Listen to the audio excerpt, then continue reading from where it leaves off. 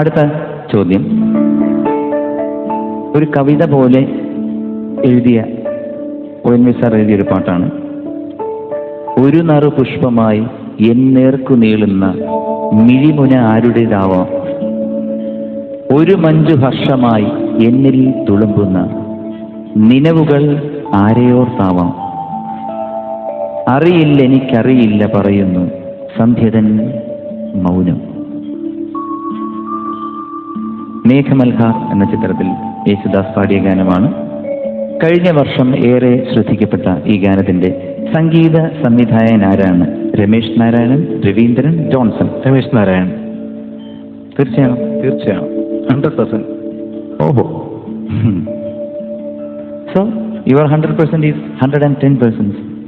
The answer is correct. Congratulations. അടുത്തത് ഒരു visual റൗണ്ടാണ്.